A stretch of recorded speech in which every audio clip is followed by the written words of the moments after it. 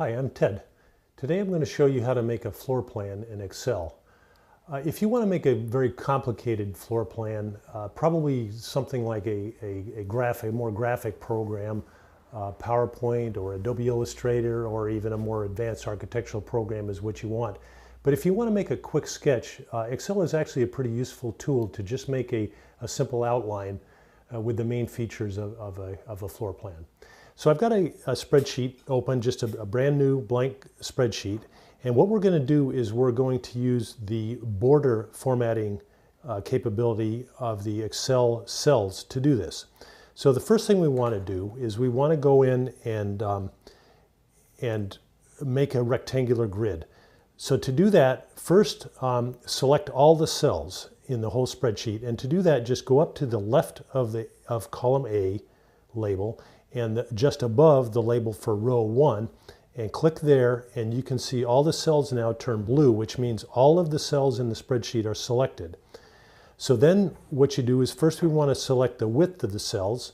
So move your cursor between columns A and B and click on it, and we're just going to go until we get a width of 1 inch. Let's just imagine we're making a floor plan of 1 inch per foot. So there we go.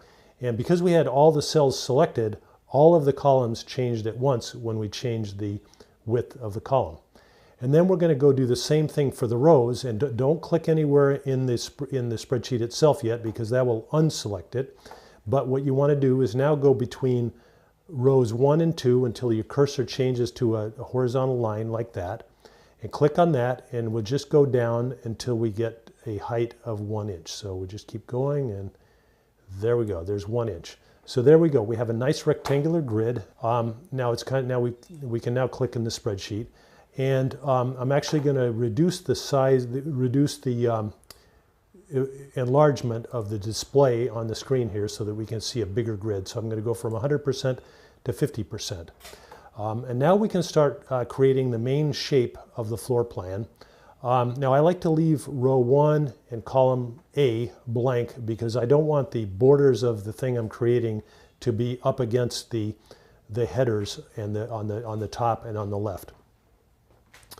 So what we're going to do is we're going to select a shape, and let's just say we want to make a building that's 20 feet long and 10 feet wide. So click on cell B1 and look in this area up here. Let me just enlarge it again so you can see this area here tells the cell range that's being selected. So watch that cell there as I scroll back out, and that's going to tell us how long and how wide the selected area is. So I click on cell B2, hold the mouse button down, go to the right until you can see it says 1R by 8C.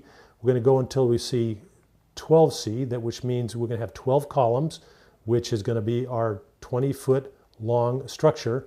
And then continuing to hold the mouse button down, scroll down until we have 10 rows.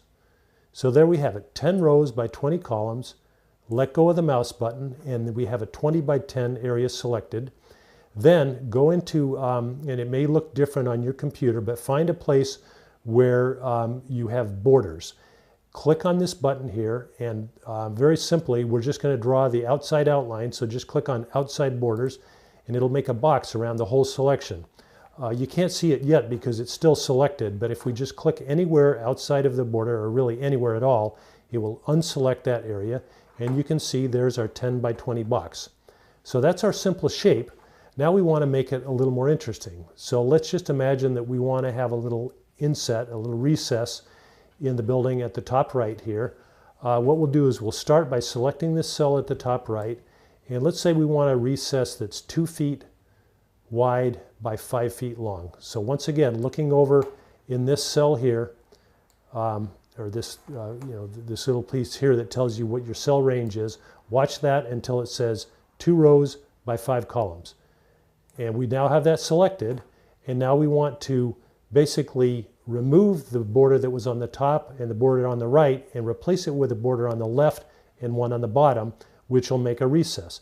So to do that, we go back to the border tool here, and we click on, and it's easiest just to go to this thing called border options.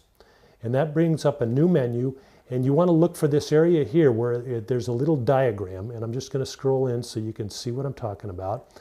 This is saying that the area selected right now has a border on the top and a border on the right. Now you could also have a border in the middle, but we don't want that. The middle left and right, or the middle top and bottom. What we want is we want a border on the left side of the selected region and one on the bottom of the selected region. So just go in the rough area, and it's very accommodating. It will know what you want to do, and click those two. And then we want to go where the top border is and unselect that. So click on that and go to the right border and unselect that. Then as I scroll out here, then when that's all done, now our little diagram is different here. We say OK, and we go back and we unselect that area, and look at that.